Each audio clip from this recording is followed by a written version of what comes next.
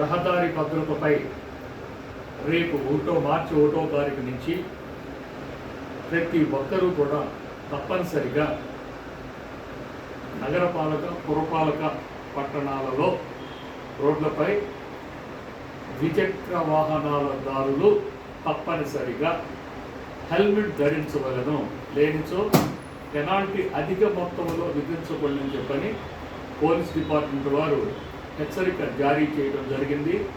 అందువలన ఈరోజు ఈ కార్యక్రమం ఇక్కడ ఏర్పాటు చేయడానికి ప్రధాన కారణం హెల్మెట్ కొనుగోలుదారులందరూ కూడా తప్పనిసరిగా ISI మార్క్, ఇది బ్యూరో ఆఫ్ ఇండియన్ స్టాండర్డ్స్ వాళ్ళు ఇష్యూ చేస్తారు.